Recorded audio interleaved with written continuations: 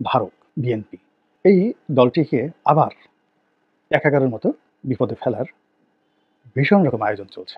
ধরুন মির্জা ফখরুল ইসলাম আলমগীর সাহেব, মির্জা আব্বাস সাহেব, গয়েশ্বর বাবু, আমি এই ৩ জনের নাম বললাম।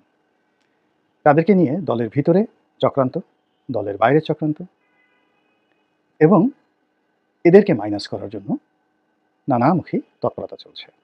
এখানে মির্জা ফখরুল সাহেব শুধু একা নন, তার সঙ্গে আরও অনেকেই, যারা গত ১৫ বছর রাজনীতির ময়দানে ছিলেন, লড়াই করেছেন, সংগ্রাম করেছেন, জেল খেটেছেন, জুলুম ভোগ করেছেন এবং দলের লোকদের হাতে লাঞ্ছিত হয়েছেন, সরকারের হাতে লাঞ্ছিত হয়েছেন এবং সব কিছুর বাইরে গিয়ে বেগম খালেদা জিয়া এবং দলের অন্যান্য যারা নেতা রয়েছেন তাদের প্রতি আনুগত্য প্রদর্শনের ক্ষেত্রে যারা কার্পণ্য করেননি, এই লোকগুলোকে এখন বিএনপির নেতৃত্ব থেকে মাইনাস করার জন্য বহুমুখী চক্রান্ত হচ্ছে।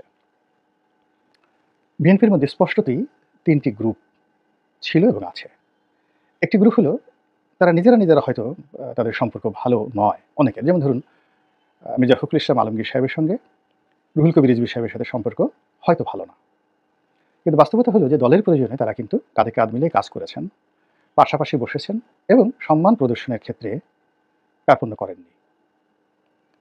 তো এই যে একটা গ্রুপ যারা এই সময়টিতে মাঠে ছিলেন, দেশে ছিলেন, দেশ ছেড়ে কখনো তারা পালিয়ে যাননি, যেমন ধরুন ডক্টর খন্দকার মোশাররফ সাহেব, নজরুল ইসলাম খান, ডক্টর মঈন খান, শিক্ষিত সজ্জন ভদ্রলোক হিসেবে তারা অনেক যাকে বলা হয় কিছু ভোগ করেছেন, কিন্তু দল বা দেশ ছেড়ে যাননি। আবার মাঠে ময়দানে যারা ছিলেন, যাদের নাম বললাম, মির্জা ফখরুল সাহেব, তারপরে মির্জা আব্বাস, গয়েশ্বরচন্দ্র রায় কিংবা রুহুল কবির রিজভী, এদের যে গ্রুপ, এই গ্রুপটি দেশও ছেড়ে যাননি, মাঠ ছেড়ে যাননি, এই একটা গ্রুপ। আর একটা গ্রুপ হলো যারা স্পষ্টতই বহুরূপী। এরা ৯০ সনের গণ অভ্যুত্থানের নায়ক হিসেবে এদের পরিচয় আছে, ছাত্রনেতা হিসেবে।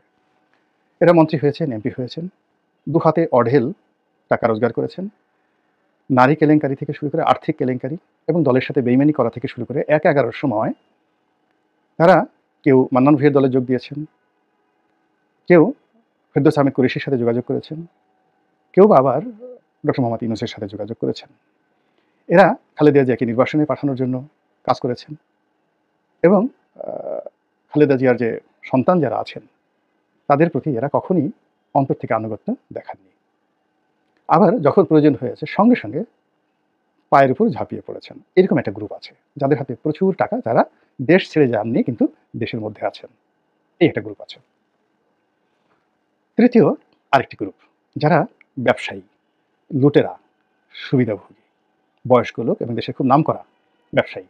আওয়ামী লীগের যেভাবে এস আলম, যেরকম সালমান রহমান, যেভাবে নুরুল ইসলাম মজুমদার সেই এক্সিম ব্যাংকের, এরকম একটা গ্রুপ বিএনপিরও সেই ৯১ সন থেকে ছিল, যারা ব্যবসার চাইতে লুটপাট, রাষ্ট্রীয় টেন্ডারবাজি, কমিশন বাণিজ্য, সেনাবাহিনীকে অস্ত্র সরবরাহ করা, নৌবাহিনীকে জাহাজ কিনে দেওয়া, ২ নম্বর জাহাজ কিনে দেওয়া, এই সকল কুকর্ম করে অঢেল অর্থ উপার্জন করেছেন।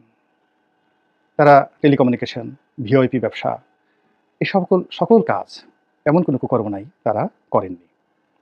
এর মধ্যে অনেকে মরে গেছেন, আর যারা জীবিত আছেন তারা এই গত ৪ মাসে গত ২০ বছরের রাখের গুছিয়ে ফেলেছেন, বিকজ রাস্তাঘাট সব তাদের চেনা। এই গেল ৩টা গ্রুপ। ৪ নম্বর যে গ্রুপ, ৪ নম্বর গ্রুপটা হলো হাওয়া ভবন কেন্দ্রিক। এখন হাওয়া ভবনের যত দুর্নাম বদনাম মূলত এদের কারণে হয়েছে।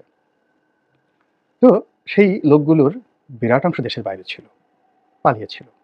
বাংলাদেশে খুব অল্প কয়েকজন ছিল যারা আওয়ামী লীগের দোসর হয়ে, আওয়ামী লীগকে টাকা পয়সা দিয়ে, কোটি কোটি নয়, শত শত কোটি টাকা দিয়ে আওয়ামী লীগের অনেক নেতার ছেলেমেয়ের সঙ্গে নিজের ছেলেমেয়ে বিয়ে থা দিয়ে এরা পিঠ বাঁচিয়ে চলেছে। তারাও এই সময়টাতে এসে মানে দ্বিতীয় সারির ব্যবসায়ীদের মধ্যে, দুর্নীতিবাজদের মধ্যে দ্বিতীয় সারির, হাওয়া ভবন কেন্দ্রিক এরা এই সময়টাতে এসে ঐক্যবদ্ধ হয়ে আছে ফখরুল সাহেবকে নিয়ে। একটা দেশের সবচেয়ে বড় দুর্ভাগ্য তখনই হয় যখন এই দেশের জন্য যে লোকটি কাজ করে তাকে দেশদ্রোহী বলা হয়। তার চেয়ে আর বড় দুর্ভাগ্য হয় না। এবং দেখুন আমাদের দেশটা যে খারাপ আছে, এই জুলাই আগস্ট বিপ্লবের যারা নেতৃবৃন্দ রয়েছেন তাদের সবাইকে কিন্তু ইতিমধ্যে কালার্ড করে দেওয়া হয়েছে, কলঙ্কিত করে দেওয়া হয়েছে। এবং তারা এমন একটা জায়গাতে পৌঁছে গেছেন বা ঢুকিয়ে দেওয়া হয়েছে, এমন একটা সিস্টেমের মধ্যে পড়ে গিয়েছেন, ওখান থেকে তারা বেরোতে পারবেন না। কাজেই এই বিপ্লবের সুফল যাদের হাত দিয়ে সবচেয়ে সুন্দর যাকে বলা হয় প্লান্টেশন হতে পারত, এখন তাদেরকে কেউ টোকাই বলছেন, কেউ দুর্নীতিবাজ বলছেন, কেউ গাম্বুস বলছেন, কেউ বলছেন ওর এত চর্বি হলো কোত্থেকে, ও এত পেট বড় হলো কী করে, ও হেলিকপ্টারে চড়ছে কোত্থেকে, ও টাকা পেলো কই, ওর বাপ কী করে, নানা রকম কথাবার্তা। ইট মিনস নায়কদের হাত থেকে মঞ্চ চলে গেছে খলনায়কদের হাতে। একইভাবে বিএনপির জন্য যারা পুরো সময়টা উৎসর্গ করেছেন ২০০০ সেই কি বলবো ৬ থেকে ২০০৬ থেকে আজ অবধি এই বিএনপির জন্য যারা জান দিয়েছেন, প্রাণ দিয়েছেন, মান দিয়েছেন, সম্মান দিয়েছেন, অর্থ গেছে, বিত্ত গেছে, সময় গেছে, যৌবন গেছে, সব কিছু তছনছ হয়ে গেছে। সেই মানুষগুলোকে যখন এখন ট্রেটার হিসেবে, বেঈমান হিসেবে, মুনাফিক হিসেবে, অন্য দলের এজেন্ট হিসেবে বিএনপির যারা লোকজন আছে তাদেরকে খেপিয়ে তোলা হচ্ছে তাদের বিরুদ্ধে, ইট মিনস আমরা একটা আত্মঘাতী অবস্থার মধ্যে পড়ে গিয়েছি। বাঙালি যে কত বড় আত্মঘাতী একটা জাতি, এটি এ শতাব্দীর শ্রেষ্ঠ বাঙালি পণ্ডিত নীরজচন্দ্র চৌধুরী তিনি যে লিখে গিয়েছেন আত্মঘাতী বাঙালি, এই বইটা আপনারা পড়লেই বুঝতে পারবেন। আর বাঙালির চরিত্রের যে কত নেতিবাচক দিক হতে পারে ওটি আপনি পড়তে পারেন বাঙালি জীবনের রমণী। আমি বললাম যে এই শতাব্দীতে ওনার মতো পণ্ডিত ব্যক্তি, বাঙালি পণ্ডিত ব্যক্তি পুরো ভারতবর্ষে দ্বিতীয় জন নেই, মারা গেছেন শতবর্ষী সেই লোক নীরজচন্দ্র চৌধুরী।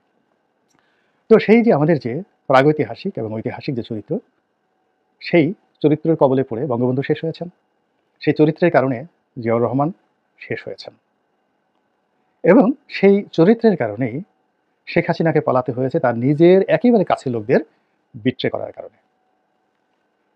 ২০০৬ সনে বেগম খালেদা জিয়ার সরকারের যে পতন আওয়ামী লীগ করেনি, তার নিজস্ব লোক, মঈনুদ্দিন ফখরুদ্দিন বাইরের লোক না, এটা বিএনপির লোক, তারাই এই ঘটনা ঘটিয়েছেন। অন্যান্য যারা বেগম জিয়াকে অপমান করেছেন, তার দলের অনেক শীর্ষ নেতৃবৃন্দের মেরুদণ্ড ভেঙেছেন, পা উপরে টানিয়ে ফ্যানের সাথে টানিয়ে বেদম প্রহার করেছেন, এরা কেউ আওয়ামী লীগের লোক ছিল না, এরা সবাই বিএনপির লোক ছিল, বিএনপি রিক্রুটমেন্ট ছিল। তো কাজেই এই যে বিশ্বাসঘাতকতা, মোশতাক হওয়া, মির্জাফর হওয়া, এটা বাইরের লোক এসে করে না, নিজেদের ভিতরের লোকই এই কাজগুলো করতে থাকে। আল্লাহ বিএনপিকে হেফাজত করুন, মির্জা ফখরুল সাহেব এবং তার মতো যারা রয়েছেন দলের জন্য ডেডিকেশন যাদের আছে, তাদের সবাইকে আল্লাহ হেফাজত করুন।